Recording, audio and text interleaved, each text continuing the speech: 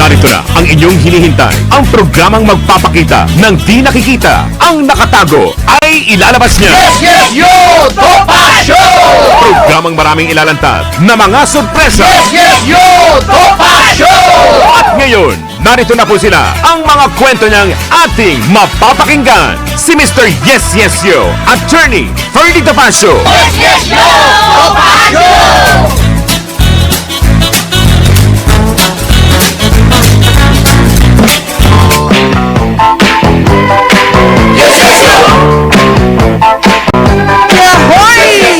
Yes, yo, Topacio.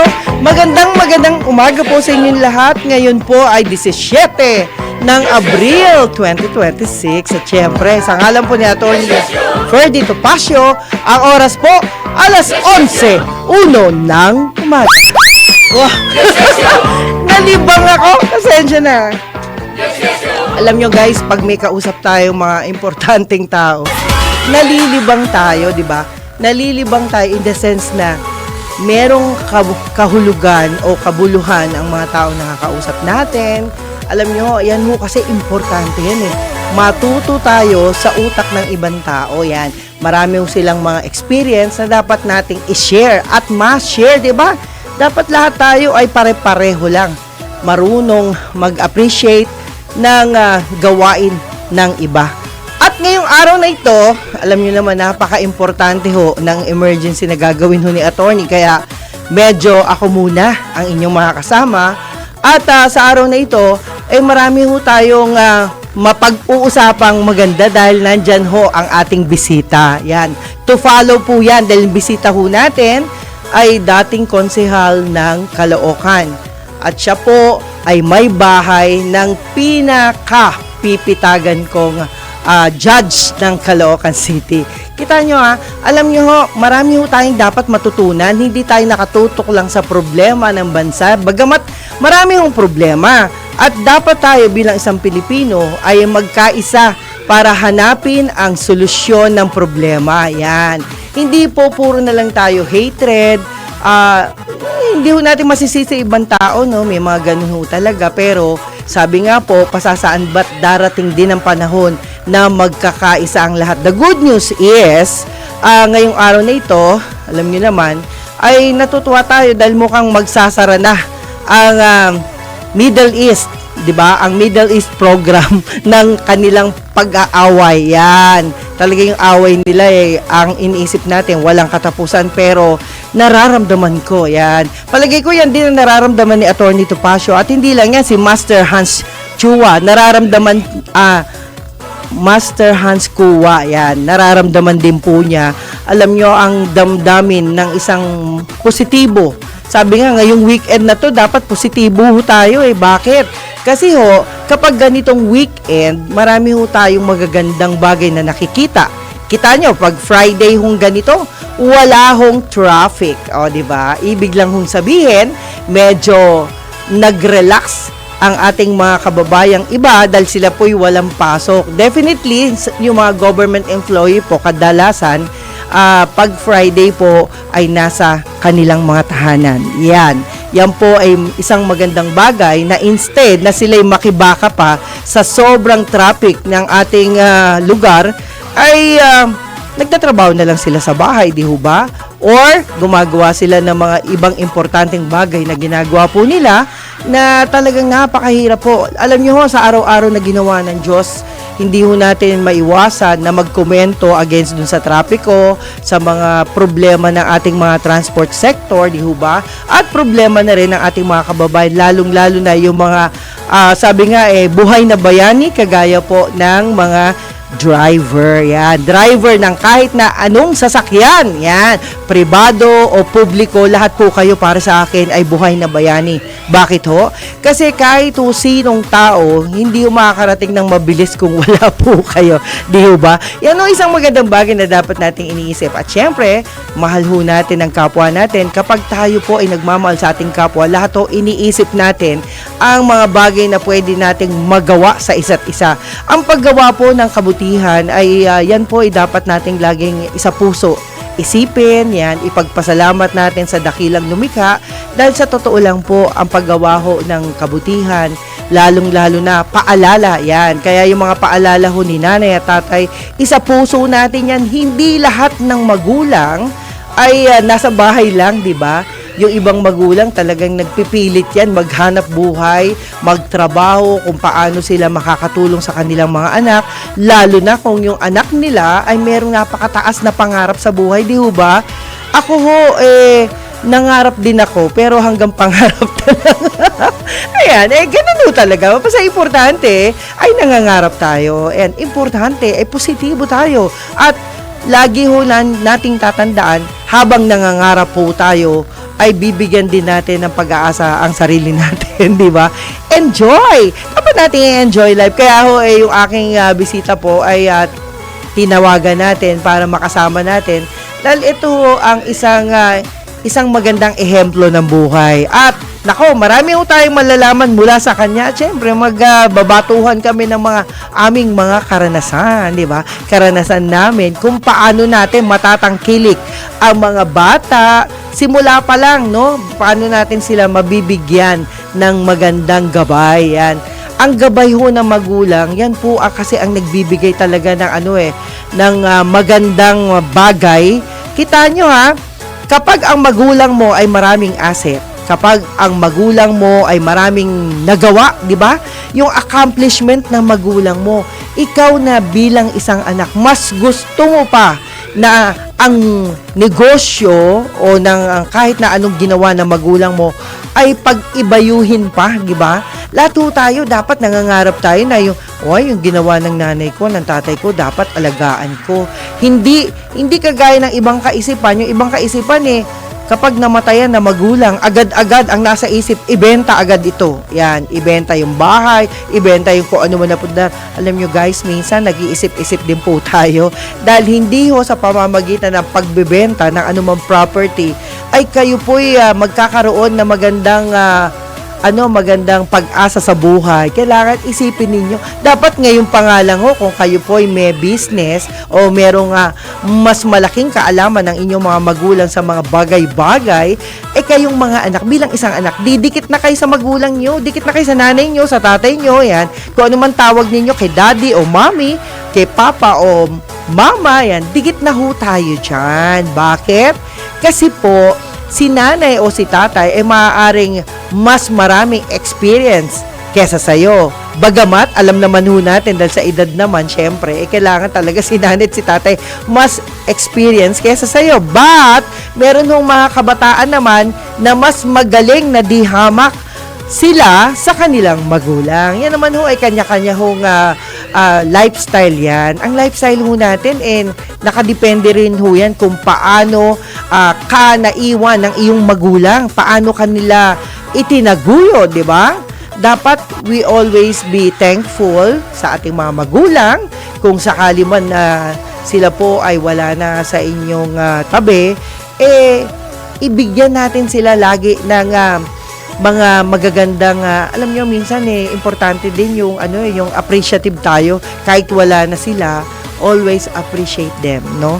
Nakikita ho natin, marami ho akong nakikitang mga bata na sa sobrang pagmamahal nila sa kanilang magulang ay itinataguyod nila, di ba? Ang kanilang mga kapatid. Yan, yung mga kapatid na nakakabata sa kanila, minsan ganun ang ginagawa. O kaya naman po, ang ginagawa naman ng ibang mga naiiwan ng mga anak ay gumagawa sila ng mas mahigit pa sa ginawa ng kanilang magulang. Ano ho ba yung mahigit pa? Ang sinasabi ko po na mahigit pang gawain na maganda ng inyong magulang ay huwag nating pababayaan ang anumang iniwan ng inyong mga magulang na hindi nyo rin inaasahan, di ho ba? Yan po ay dapat pinag-aaralan po natin. Yan. Huwag tayong susuko at huwag nating tatanggalin yung opportunity natin na magpatakbo ng anumang business na meron tayo. Why? Dapat po, ayan, dapat po ay tayo po ay merong pagpapala, no, na gagawin natin sa Panginoon dahil importante sa ating mga kaibigan, napaka-importante po kasi na tayo po ay merong ginagawang advantage, no? At ngayon, ayan, inagahan na natin dahil alam nyo naman itong tao na to ay busy din. Dahil sa sobrang niyang kabisihan, ay minabuti na natin na samantalahin yung kanyang presensya ngayon. Dahil sabi ko nga po, habang buhay po tayo, enjoy lang po natin yung buhay natin. Huwag tayong makipagpaligsahan sa mga taong ayaw sa atin, kundi gumawa tayo ng bagay na ano yung makakatulong. Kasi minsan meron hong mga tao, kinaiinggitan ka, di ho ba? May mga tao na ayaw nila sa'yo, wala kang magawa, di ba? Kung ayaw sa'yo ng taong yun, okay lang yun. Kasi alam nyo ho, may mga tao kasi na dahil sa sobrang inggit niya, ayaw niyang umangat ka. Meron yung mga taong crab mentality. Yan napag-usapan niya kahapon. Kaya bilib ako kay Yusek Si Yusek Makatuman kahapon, ay diniscuss po niya yung mga bagay na kagaya rin. Alam niyo yung kaisipan nila, parang pareho lang din ni Atty. Topacio.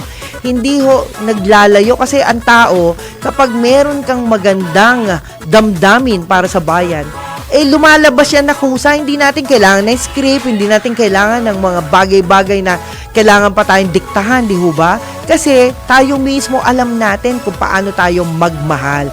At ngayon, eto whether you like it or not, ibibigay ko na ho sa inyo, The Beauty and Brain. Ito talagang napakatagal ko nang nag-umpisa rin po siya sa media at hanggang ngayon, media practitioner din po siya. But, ang kanyang kaalaman talaga namang hindi natin masisisi kasi hindi po siya mapigil. Kita nyo bukod sa siya isang media practitioner, at the same time, siya po isang doktor. At let's welcome Dr. Cherry Sarmiento Vallega. Magandang araw po. Hi! Thank you, Miss Juby. Natutuwa lang ako sa'yo kasi naalala ko lagi si Judge Vallega, no? Na kung saan si Judge kasi sa edad niya, hindi, alam mo yung edad kasi dati. 71. Oh yeah. Hindi yan ang basihan para tumigil ka sa mga gawain mo. Kundi hanggat kaya mo pa, gawin mo, di ba? Tama ka. Yan. Doc Cherry, kamusta na? Ito, okay lang naman at natutuwa ako dahil nga sa tagal na pagkakaibigan natin na until now na medyo nasa na tayo. Nasa edad na, sabi nga. Ay ano pa rin tayo, as in good terms pa rin tayo. Never tayo na naman. nagkaroon ng gap or something, no? So, Forever friend. Hindi, alam mo, Doc Che, nung nakita kita sa Rotary Club of Caloocan, no? Doon tayo uling nagkita nitong last time Nasyak ako kasi Bakit? hindi ko alam na ikaw yung speaker nila. At yung nag-invite naman sa akin, si Veronica Lim, can you imagine, Job, samahan mo ko, ganun. Sabi ko, ano naman yan? Dati kasi Rotarian din ako. Kaya alam mo, sa Rotarian pag naging Rotarian kasi to it, meron kang budget, di ba? May panggastos ka. Kaya nga, dami ko. Ayoko talaga mag-active dyan. Oo, yan. Yan nga yung, alam mo, hindi naman sa, mahirap kasi magyabang, di ba? No. Tayo isang simpleng tao lamang na gusto natin kung ano lang yung kapasidad natin. Tama. Hanggang dun lang tayo. Hindi tayo pwedeng mag-practice na isang bagay na hindi natin kaya. Tama right? ka. Di ba? Oo. Pag-guest na lang. Tayong dalawa sa Rotary. Yes, oo.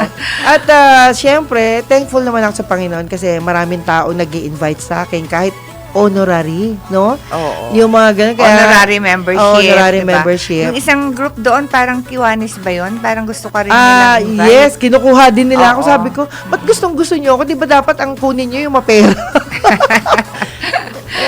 Tayo, nahihiya. Kasi alam mo sis, no? Nakakahiya kasi na sumali ka sa isang grupo na ikaw, wala ka rin ilalabas, di ba? Oo. Parang lahat sila Pero may hindi capacity. sa atin naman kasi talents. Ayun lang. Oo. Pero Yung iba sis, wala naman nun. Oo, magpakilala ka pa bukod sa aking nasabi kanina.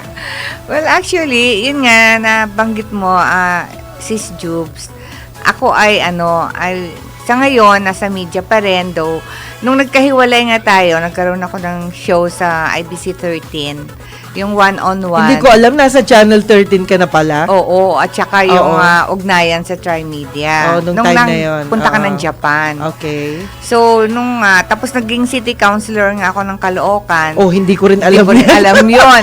Nung nagbalik ka galing Japan, nung Oo nagkita nga. tayo, pareho pa rin tayong nasa broadcast. Oo nga. Oo. Nakakatuwa, Alam mo sis, ako kasi yung taong hindi nakakalimot sa mga taong nakatulong sa akin. Talagang sabi nga nila parang yung iba kasi pag natulungan at naungusan. Naungusan, parang ayaw na nilang kaibigan yung ganun, di ba? Sinabi mo. Pero sa akin, hindi Marami kasi nainggit sa'yo, girl, kasi una, talented ka, may itsura ka, Uy, tapos hindi may naman. height pa, diba? So, hindi mo talaga maalis yun. Ganon. And then sis, ang akin naman, hindi nawawala sa akin yung lifestyle na lingunin ang iyong pinanggalingan. Yan. Lingunin ang mga taong laging nagbibigay sa iyo ng pag-asa. Lingunin ang mga taong merong masayang atmosphere para sa iyo. Di ba yung mga ganon? Kasi naman, yung mga toxic na mga tao, Yun. iwasan mo. Para masaya ang buhay, 'di ba? Oo nga. Kaya nga thankful din ako. Hindi ko makakalimutan si Attorney Ferdy Topacio. Yung time na halos wala na akong masyadong ginagawa kasi nga mas gusto ko once a week lang ako Oo. Nung time na yon ay naisipan niya akong tawagan. Yan. At Pero grabe ang work mo dito, as in daily talaga. Opo. Parang Teka muna sobrang- sis. Oo. Akalain mo bang sa tagal namin magkasama ni Attorney Topacio sa mga press conference, Oo. sa iba't ibang hotel, lalo na sa Manila Hotel, ay hindi ko iniisip na may radio and TV program pala siya. Hindi ko okay. alam yun sis. Oo. Talagang na-shock ako. Na-shock ako. Nung in-invite ka na niya na maging Oo, nung katandem. in-invite niya ako, doon naman na ito lang yung bukod tanging station na ang mismong may-ari ng istasyon na itong building na to, Oo. nag-courtesy call pa sa akin. Talaga. Bagamat malungkot at wala na si Boss Edgar Cabangon Chua, na ang kaibigan kong una yung kanyang ama, si Ambassador. Si Ambassador, Sis Juvie, hindi mo natatanong, Aha. kaibigan ni Judge na husband ko kasi Ay, ganon. parang merong case na parang hinawakan yung husband ko nung fiscal pa siya sa Manila Opo. tungkol sa sa Diamond Hotel. Oo, parang nanalo sila. Tapos yun nga, yung si Ambassador Cabangon Chua. Ayan. Ayun, nagpapasalamat sa husband ko. Nagkataon din, nung ang DWIZ nasa Makati pa, Opo. katandem ko naman si Kuya Ray Langit sa Pinoy Magiting Ka. Na Ah! nanalo ng Catholic Mass Media Awards for Oh. public service. Yes. Ayun, oo. Fortunately, nakausap ko yan si Kuya Ray, Kuya Ray. Langit. Oo. At dati pala siyang station manager ng sa Makati, no? Ng Station. IZ. Talaga, IZ, oo. Ang producer namin, si Ate Baby Dado, sana nakikinig si Ate Baby kasi producer natin yan. Ay, gano'n. Oo, nagpo-produce siya pagka Kaya lang there was a time na parang sobrang kasing layo rin ng Makati tapos Caloocan ako. Oh. Parang medyo, nung wala na ako, parang hindi na rin itinuloy ni Ate Baby Dado yung program na Pinoy Magiting Ka. Pero Doc, alam mo, natutuwa ako kasi nagto-throwback tayo dahil gusto lang nating pasalamatan Yes. yung mga tao na Nakatulong kailanman sa atin. hindi natin makakalimutan. Di ba? Oo. Kaya pasalamat din ako kay Attorney Macnil Rante kasi nung time na nag-courtesy call nga, parang gusto akong makita ni Boss Edgar, kasama niya. Kasama Oo. ni Attorney Talaga, Rante. oo. Kaya sabi ko, wow, di ba napaka Parang- overwhelmed na oo. winelcome ka ng, Oo. ng mga taga rito. So thankful ako. Kaya sabi Parang ko nga, happy ang laking feeling na bagay. may Yes. nag-welcome sa'yo, diba? Kaya sabi ko kay Attorney, salamat po kasi nandahil din sa'yo, nakita ko yung mga importante ring tao na gaya mo na dapat kong makita uli. Oo. Kasi actually, nung ako'y nawala dito sa ano ba yon? Ano bang kanta? Kay Mar Lopez, no? Hindi may iwasan na hinahanap pala ako, pero hindi nila itinuturo kung nasan ako. Talaga? Yon. Kaya dumating yung mga puntong ganon at dumating din yung punto na marami palang naghahanap sa akin Oo. na alam nyo, minsan nakakatuwa nalalaman na natin sa mismong bibig ng mga producer na Jub, ang tagal na kitang hinahanap, saan ka ba napunta? Yung mga ganon. Sabi ko, sir, nandito lang naman ako, hindi naman ako nawawala. Alam mo minsan, sabi nga ni attorney, loyalty is the best, no? Kaya yung loyalty ko, hindi mawawala dito, at syempre sa kanya, kay attorney Topacio, at hindi natin maiiwasan na maalala rin yung mga taong dati na nagbigay din sa'yo ng opportunity, and that's good enough, di ba? Kagaya mo rin, na dahil sa'yo, alam nyo, si Doc Cherry ay hatid sundo sa akin yan. Kasi nakikisakay lang po ako sa kanya. Yan. Okay lang yun. Opo. What are friends for, diba? Yan. Oo. Pero Doc Cherry, mamaya may magandang issue tayong Oo nga, pag-uusapan. yun nga ang inaantay kong sabihin mo. Yeah. Kasi, Hindi, mamaya pa kasi magbe-break muna tayo okay. para yung buong segmento, yun ang pag-uusapan natin. Yes, that's right. At lagi Oo. ho niyong tatandaan na yung aming usapin po ay napakagandang topic na pwede ho ninyong kapulutan ng aral. Not only that, mga kaibigan, kasi it's about time na bigyan natin ng oras ang ating mga anak, lalo na kung sila po'y maliliit pa o pinababantay nyo lang kay nanay, pinababantay nyo kay tatay. Kasi may mga bagay ho na dapat ho nating tandaan. Ang maituturo ng sino mang nagbabantay sa inyong mga anak ay dapat matutunan ng inyong mga anak. Kasi po, minsan, nangyayari po yung pagkakataon na napabayaan nyo na yung anak nyo, pinagkatiwala nyo sa katulong, yung mga ganong moment, di ba? Tama ka dyan. Na minsan, hindi nyo napansin na mali na pala. Kasi napabayaan nyo nga, nawalan kayo ng oras, uuwi na lang kayo, antok na kayo, bahala na lang si katulong, yung mga tipong ganon, o bahala na lang si siyaya, no? Hindi pala pwede yung gano'n na lang. Pero, sa ibang bansa na napuntahan natin, sa ibang bansa na napuntahan mo rin, ay napaka-importante mga kaibigan na i-adapt natin yung ginagawa nila, hindi naman humasamang Correct. gumaya, di ba? Ang paggaya natin sa gawain o lifestyle ng ibang lahi ay malaking bagay po na pwede nating i-adapt dito sa bansang ito dahil marami rin naman tayong matitinupang nasa gobyerno ngayon na hindi po nagkamal ng maraming pera ng pagnanakaw. Sabi nga po, marami pa rin hong hindi po sila ang tunay na nagnakaw, kundi ginamit lang po sila ng mga taong tunay na magnanakaw. May mga ganon na hindi ho natin alam kasi marami ho kasing nagnakaw pero pretending na hindi siya nagnakaw. Di ba may mga ganon? Pero hayaan na po natin kasi alam naman ho natin na ang Pangulong Bongbong Marcos ay meron hong mga bagay-bagay na gusto niyang mangyari na ipakita naman sa mundo na merong katapusan ang masasamang ginagawa ng ibang tao. At yung masasamang tao na yan, sana po ay magbago pa rin. Alam nyo, minsan hindi rin ho ako umaasa na magkaroon ng bad moment yung taong nagnakaw. Baka naman magkaroon sila ng magandang kaisipan, magbago ang buhay. Ibalik nila yung ninakaw nilang Ibalik, pera. kahit huwag nyo nang ibalik yung maleta, inyo na po yan. Kasi yan, Yung pera pwede lang. yung souvenir nyo yan. Yung pera po, ibalik natin sa kinauukulan. Kung sa DPWH, kasi karamihan DPWH yata sa kanilang budget yun supposedly. Bakit hindi natin ituloy ang pera na para sa DPWH, gamitin yan sa pagpapaganda ng mga maling nangyari noong panahon ng pagnanakaw. Yan. Hindi naman ho natin ina-assume na lahat sila nagnakaw. Actually, ilan lang po yan. Hindi ho natin masisisi. Kung sino ang may hawak ng pera, sila lang po yun. Di ba? Hindi naman ho lahat yan. Kaya lang, kung sino naman po ang nagkamal ng pera, sana po umami na po kayo. Tikman nyo naman yung hirap ng taong bayan. Tikman nyo ho yung kahirapan na nangyari, lalong-lalo na yung mga tao na naging bahagi po ng yung mga construction na hindi ho nangyari.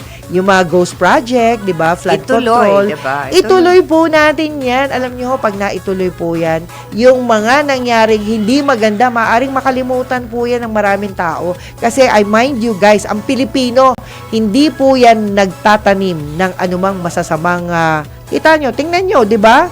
Kung sino man yung gumawang masama, natatapos din agad. Anyway guys, babalik po tayo. Doc Cherry, babalik po tayo ha. Makalipas lamang ang ilang paalala sa ating himpilan. Sa ngalan po yan ni Attorney Ferdy Topacio. Ako po si Miss Juvie de Guzman. Ang oras po, alas 11:25 ng umaga. Yes, yes, yo, Topacio! Yes, yes, yo, Topacio!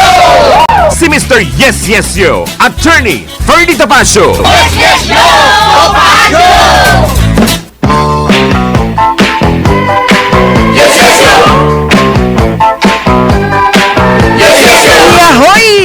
Yes, yes, Show Topacio. Sa ngalan ni Atty. Ferd Topacio, ako po si Miss Juvie de Guzman. Ayan. Standby lang mga kaibigan dahil alam niyo po, napakabilis ng panahon, ano? Parang kasama mo, tas biglang nawala sa tabi mo. May mga ganun pagkakataon, no? At minsan naman kausap mo, tas wala na rin hindi mo na nakakausap. Matipong ganun. But, sabi nga po, bago tayo magkaroon ng mga sad moment, kasi yung sad moment naman hindi naman masama, na isipin natin dahil minsan, yan po ang nagbibigay aral sa atin, no? Kadalasan. At balik tayo kay Doc Cherry Sarmiento Vallega. Hi, Doc! Hello, Miss Juby. Nako, Doc, alam mo ba, sa isang pagkakataon bago natin talakayin yan, mukhang meron pa tayong babasahin dito. Ayan, meron lang tayong paalala muna, no? Oo, sige. At dahil alam mo naman ang mga paalala ito, importante. Okay. At sabi nga po, ito napaka-importante para sa akin ay ang pag-uwi ni ex-Kong Zaldico. Asahan na, susunod na. Ayan. Isa hanggang 3 linggo. Sabi ng DILG. Yes po. Okay, posibleng sa susunod na linggo o sa unang linggo ng Mayo pa makabalik ng Pilipinas si dating Ako Bicol Party List Representative Zaldico matapos maaresto sa Czech Republic. Ayon kay Interior Secretary John B. Cremulya, patuloy na nakikipag-ugnayan ang Department of Foreign Affairs sa Czech authorities upang mapabilis ang extradition ng dating kongresista. At sana bumuo na kayo ng totoong kwento. Minsan, di ba, nakakapagduda sa mga kwento-kwento kasi, di ba? Ngayon, kung kayo po'y babalik, sama nyo na yung magandang intention. Hindi yung bad intention, di ba? Walang politics. Yan. Number 1 yan. Okay. At kinumpirma ni Secretary Remulla na namataan ang dating mambabata sa Italy noong Marso at nagpapalipat-lipat ng lokasyon upang hindi matuntumbang. Galing nyo, ha? Ang galing. Pero sa ibang bansa nakikita nila, hinahanap nila. Yan pala yung maganda. Okay. Kanselado na niya ang pasaporte at hindi nito dala ang kanyang Portuguese passport ng masakote ng mga otoridad. Si Ko ang isa sa pangunahing sangkot umano ng bilyong-bilyong piso flood control scandal. Isa sa ilalim ang dating kongresista sa kustodya ng DILG at ipipiit sa Camp Crame sa oras na makabalik ng bansa na susundan ng arraignment sa Sandigan Bayan. Ayos yan. At syempre, samantala, inaasahang sisingilin ng mahigit 4 billion pesos na dagdag na bayarin ang mga customer ng Manila Electric Company sa huling bahagi ng taon matapos pahintulutan ng mga regulator ang pagbawi ng Meralco sa mga gastos na kaugnay sa isang malaking kasunduan sa supply ng gas. Pinayagan ng Energy Regulatory Commission o ERC ang paniningil sa buwan ng fixed fees na 3.7 billion pesos at 6.37 million dollars na utang ng Meralco sa Excellent Energy Resources Incorporated o EERI. Ang halagang ito ay katumbas ng dagdag na singil ng 0.1099 pesos kada kilowatt hour para sa mga customer ng Meralco na kokolektahin sa loob ng 15 o 12 buwan. Ito ay kasunod ng pansamantalang pag-aproba ng regulator sa 15 taong kasunduan sa supply ng kuryente sa pagitan ng Meralco EERI noong huling bahagi ng 2024 na nagbigay daan sa electricity delivery.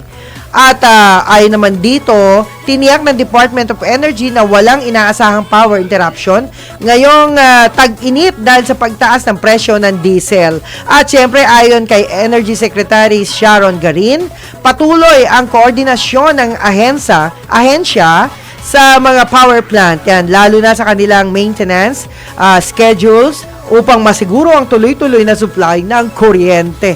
Nako, grabe tong kuryente na to, ha. Tataas, bababa, talagang walang humpay ang problema ng energy.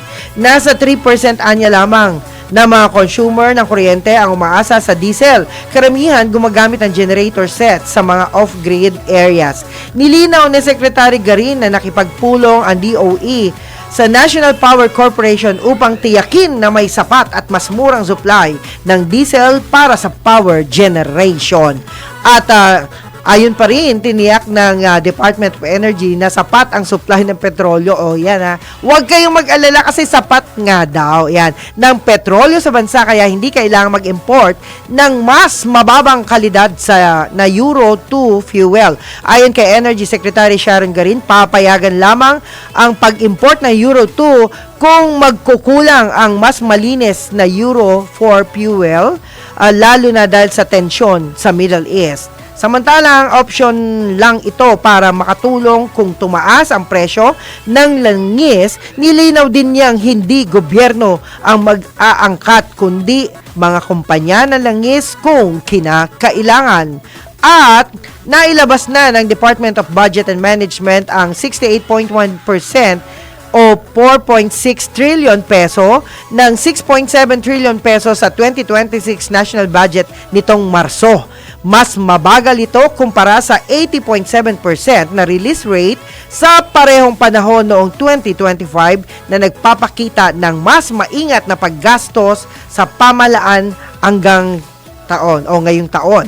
Sa kabuuang inilabas sa pondo, 2.7 trillion pesos ang napunta sa mga ahensya ng gobyerno at 198.7 billion peso sa special purpose funds at habang 1.58 trillion peso naman sa ilalim ng automatic appropriations at kabilang ang buong pondo para sa national tax allotment at iba pang obligasyon ng gobyerno. At syempre, ayon kay DBM Secretary Rolando Toledo, pinag-aaralan ang paggamit ng pondo mula sa Rice Competitiveness Enhancement Fund bilang posibleng mapagkukunan ng supplemental budget upang tugunan ang epekto ng pagtaas ng presyo ng langis. At samantala, inihag naman ni Economy Secretary Arsenio Balisacan ang pinag-aaralan din ng pamahalaan ang hiling ng Kongreso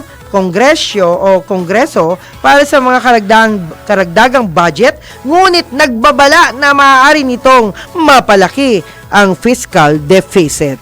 At sa huling dalawang well anyway, ito naman sa iba pang balita, arestado ang 10 lalaking mahuling nagnanakaw ng diesel. Grabe kayo pati diesel ninanakaw na. Nagkakalaga ng 5.62 million pesos sa Claver. Yan, Surigao del Norte, ayon kay Philippine National Police Criminal Investigation and Detection Group Chief Major General Robert Alexander Morico. The second na illegal ang naglilipat ng diesel ang mga sospek sa isang pantalan sa barangay Panatao kung saan naaresto sila ng mga CIDG agent. At syempre, ibebenta na ng National Food Authority ang mga lumang stock at syempre ng palay at bigas upang mapaluwag ang espasyo sa mga bodega, mapabuti ang cash flow at maiwasan ang pagkasira ng ani. Ayon kay NFA Administrator Larry Lacson, inaprubahan ng NFA Council ang pagbebenta ng 232.141 metric tons ng palay at 62,890 metric tons ng bigas na ilalabas sa iba't ibang batch. Kita nyo, bigas, lahat na lang problema, no? Ano pa bang walang problema? Uunahin anya sa benta ng pinakalumang stock bago ang mas bagong ani bilang bahagi ng maayos na stock management. At layunin din ang hakbang na magbigay daan sa pagpasok ng mga bagong ani mula sa mga magsasaka sa mga darating na buwan.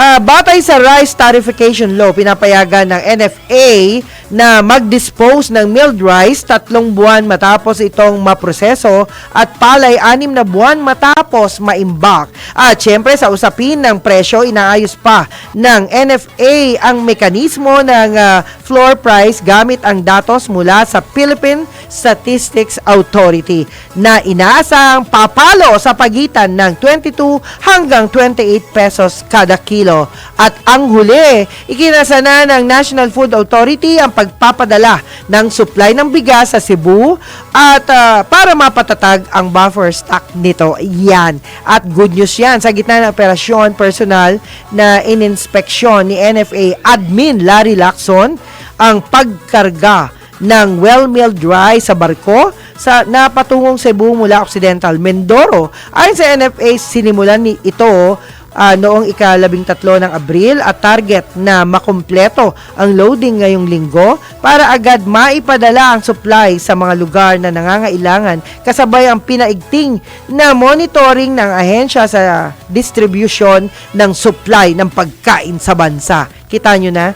Yan hong mga problema na yan, mawawala yan. Sabi nga po, ituloy-tuloy lang po natin mga kaibigan ang panalangin at syempre sa dami ho natin ng panalangin ay maging ano ho tayo, alerto sa mga bagay-bagay. At kung meron man tayong problema, lagi ho tatandaan, ang problema po ay malulunasan sa tulong at awa ng Panginoon. Kaya po si Doc Cherry, hindi ho natin binibitawan yan kasi napakatabaho ng kanyang utak. Alam niyo naman, pag ang isang tao ay mataba ang utak, yan ang gustong-gusto natin kausap kasi ho, hindi po sila madamot sa kanilang mga kaalaman, no? Sila po ay merong mga sinasabi na maaari mong matutunan bandang huli. At bago tayo mag-break, syempre, tayo po ay nagpapasalamat doon sa mga taong pursigido ang buhay na hindi po sumusuko sa anumang laban. Dahil ho dyan, kaya po tayo ay patuloy na nagbibigay pag-asa sa ating bansa. At syempre, naku po, pasensya na ho doon sa mga nagpapabate, wala ho tayong ngayon, magandang signal, kaya hindi ko po mababate yung mga chatters natin. But, ito po ipapatuloy natin yung pagbate kahit po bukas. Patawad po mga kaibigan. Alam naman po natin na pag wala si Atty. Topacio, siya po ay nasa isang magandang lugar na kung saan ay mas magbe-benefit ang maraming mga gustong makarinig ng kanyang balita. Ayan. At dahil ho dyan, time check muna tayo sa ngalan po niya ni Atty. Topacio. Ang oras po, ayan, sa ngalan po ng inyong likod, alas 11:44 ng umaga. Yes, yes, yo! Topacio! Yes, yes, yo! Topacio! Si Mr. Yes Yes Yo, Attorney Ferdy Topacio. Yes, yes, yo! Topacio! Yahoy! Yan, Yes Yes Yo Topacio sa ngalan ni Attorney Ferdy Topacio. Ako po si Miss Juvie de Guzman. Ang oras po, alas 11:48 ng umaga. At siyempre, ibalik natin si Doc Cherry Sarmiento Baliega. Ay, Doc Che, ang topic natin today is para dun sa mga kabataan o mga baby. Ay, baby ba ang tawag sa 2 years old, 3 years old? Baby Mga pa yan? toddlers. Toddlers, okay. Yan kasi, dun kasi sa pinanggalingan ko, tsaka sa ibang bansa rin maliliit pa sila, toddlers pa lang sila, ay tinuturuan na sila ng household chores. Anong masasabi mo rito? Actually, Miss Juvie, itong mga karatig bansa natin tulad ng China, tsaka Japan, yung mga bata doon sa kanila, katulad ng sinabi mo, na toddlers pa lang, ay tinuturuan na sila ng mga gawaing bahay o household chores. Yon. Which is wala sa atin dito. Wala sa atin dito at wala sa batas natin dito. Yan. Lagi ko naririnig dito, ay, menor de edad yan, mga ganun. Yan yung hadlang para ang isang bata na kahit maliit pa siya, ay maintindihan niya ano yung tama at mali. Actually.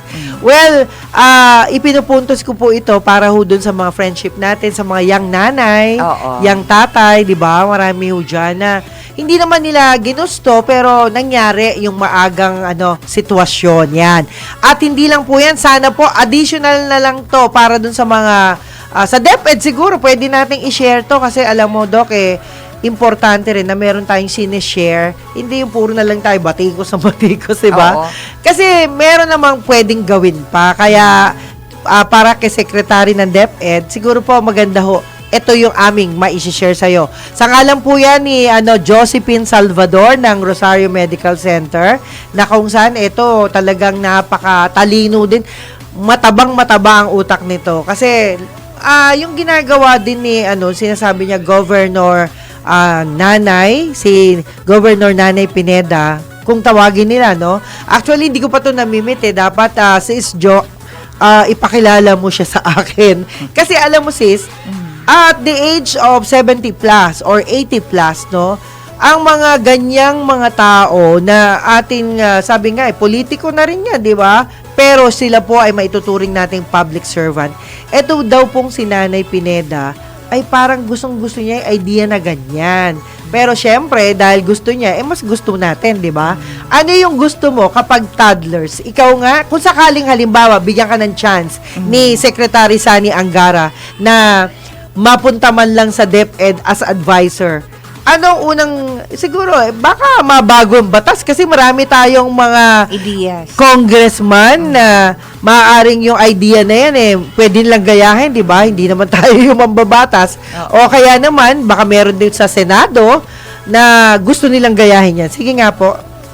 Actually, Miss Juby, ang ating mga kabataang Pilipino, dapat ihalin tulad na rin natin sa mga kabataan sa abroad, like particularly sa Japan at saka sa China, na kung saan maliliit pa lang ay training na nga, katulad ng sinabi mo, sa mga gawaing bahay. Yes. Dito kasi sa atin, yan ay tabu. Bakit kamo? Dahil dito sa atin parang ang pagmamahal na may measure kung yung anak mo ay ginagawa mong senyorito o senyorita habang maliit pa. Aha.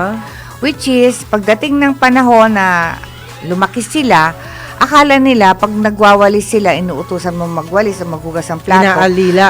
Gawain yan ng Daw. ng mga Katulong. kasambahay. Kasambahay, yes. Oo. So, yun nga, kaya hindi tama. Dapat maliit pa lang, tinitraining na rin natin dito sa atin.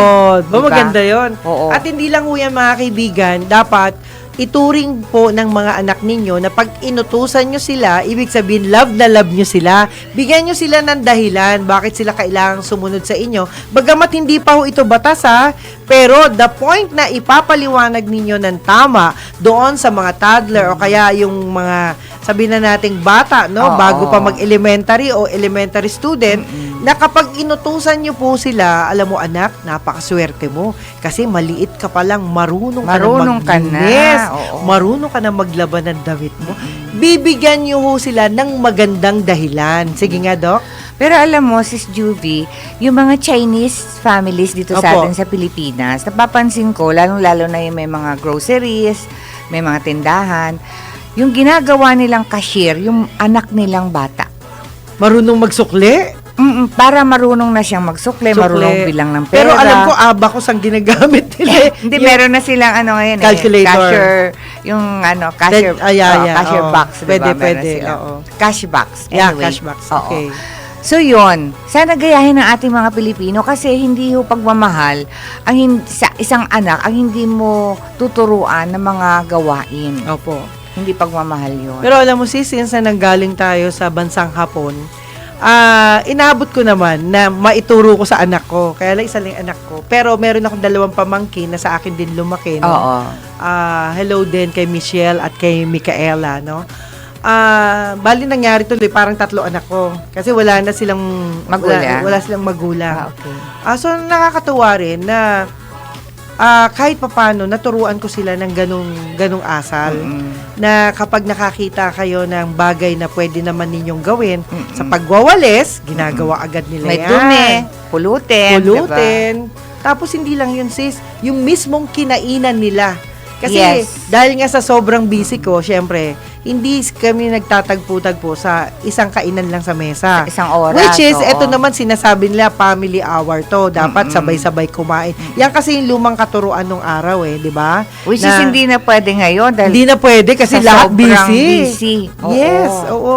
Kaya ako, natutuwa ako, na ituro ko yun sa anak ko. Kaya ngayon, ang anak ko, pag kumain siya, Mami, wait lang. Bakit? Gaganon kagad ako. Ako na po maghugas niyan. Ganun Galing. kagad. So, Oo. nagkaroon siya ng thinking na obligasyon para sa kanya na ang kanyang kinainan agad-agad nililinis. Hindi pinapaubaya sa mesa na kung sino ang mahuli, siya Siya na maghuhugas. maghugas.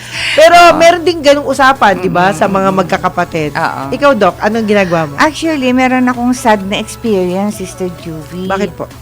Kasi nung araw, nung maliliit pa yung anak ko, pareho kami nung husband ko na busy. Mm. So, left out sila sa mga yaya. Alam mo ba ang masakit na nangyari? I found out nung malalaki na sila, dahil sa yaya sila naiwan, yung Iba anak yung kong naituro. babae, ang ginagamit niyang palaman sa pandesal niya sa umaga, asukal, kasi yun ang tinuturo ng yaya. Asukal! Asukal. Bakit? Walang palaman? O meron naman? Hindi, sa bahay kasi may hotdog, may ham. Oo. Pero siguro yung mga kasambahay ang kumakain. Oh, grabe. Tapos yung asukal siguro yung ito mas masarap ito, gagano. Siyempre bata, 'di ba? Mm. Tapos pagdating naman sa pork chop, ang kinakain naman nila yung taba. Yung laman kasi sa yaya. Oh, Siguro. Diba? Sabi ko, bakit naging mahilig kayo sa taba? Bakit Diba? hindi mo nalaman yun? Hindi ko nalaman yun sa busy dahil inasa ko lang din sa Talaga? yaya. Kaya kawawa. Ayun. Kawawa yung Yun mga yung bata. pinapaalala ko na wag yung iasa sa mga kasambahay. Kasambahay. Dahil hindi lahat Oo. ng kasambahay nagmamalasakit sa kanilang inaalagaan, no? Pero meron namang kasambahay sis na talaga ang feeling nila, sila yung, Ina na. Oo. sila yung sunod na ina habang Oo. wala si mami o si daddy, di ba? Pero hindi kasi lahat. Ilang taon na sila nung madiscovery mo na ganun Mga pala ang ano na, ginagawa mga nila. high school na. Ay, grabe! Throughout elementary pala. From Yun ang- elementary? Oo. Yun ang Kaya kinakain hindi kaya nila. diabetic na yung mga anak mo. Tapos, tawag dito yung spaghetti, di ba? Opo. Ang kinakain lang nila yung white na noodles. Yung sauce, wala. Ano yun? Parang ano? Parang siguro yung sauce, sa yaya rin napupunta. Tapos sa kanila binibigay yung walang sauce. Wow, grabe. Kaya yung mga, ang advice ko lang, Sister Maling-mali. Judy, Maling-mali. Opo. kung hindi pa kayo ready na magkaroon ng pamilya, ng anak, no? Mhm. Kung wala pang mag-aalaga sa anak ninyo na personally alaga nyo, Yun. huwag kayong mag-anak muna. Tama po. Kasi kawawa ang bata. Tama po. At kung kayo ay hindi pa ready, sabi nga, iduduktungan natin yung kay doktora na magkaanak, siguro wag muna kayong magpaligaw. Yan. Kasi pag kayo naligawan at sumama kayong mag-date sa mga yan, ay sigurado meron at merong magagawang hindi tama. Yan. Buhay kang bata ka. Buhay kang bata ka. Well, mga kaibigan, ayan, di ba? Ikita nyo naman, ha? Aha, ayan na. Okay, mga kaibigan, maraming salamat po, Doc Che. Salamat po sa inyo at sa ulitin uli. Ayan. Thank you, Jude. Okay, sa ngalan po ni Attorney Ferdy Topacio, ang tabayanan po ang susunod na programang Senyor Balita. Walang iba kundi ang gwapong-gwapo, ang nag-iisang Senyor Ray Pacheco. At syempre, dahil ho dyan, ay kami po ay nagpapasalamat. Parang kailan lang, di ba, Boss Edgar, na wala po kayo. Pero tuloy-tuloy po ang panalangin namin para sa inyo at lalo na sa pamilya ninyong naiwan na sana po kung ano man po ang mabuting naiwan po ninyo sa kanila ay ipagpatuloy lamang ng mga mahal ninyong anak, pamilya, kapatid o sino man ng mga naiwanan po ninyong mapagkakatiwalaan. Yan po ang pinaka-importante, magtiwala tayo sa kanila, sino man sila. At syempre mga kaibigan, salamat po sa lahat, sa buong produksyon, salamat po. Salamat po sa mga kababayan natin, sa mga viewers natin. Hindi ko man kayo nabasa pero huwag kayong mag-alala kasi kayo naman po ay nasa puso namin lagi. At hindi ko mabasa ngayon ay bukas sisikapin nating mabasa po yan. Okay, muli po sa ngalan po ni Attorney Ferdy Topacio, happy weekend po sa inyong lahat! Mabuhay ang lahat ng meron o wala laman sa bulsa. Ayan. Muli po ako po si Miss Juvie de Guzman nagsasabing mahal po namin kayo at sana po patuloy lang po ang panalangin para ho hindi tayo magkaroon ng problema sa hinaharap. Ako po si Juvie de Guzman. I love you all guys. Bye! Yes, yes, yo! Topacio! Si Mr. Yes Yes Yo, Attorney Ferdy Topacio. Yes, yes,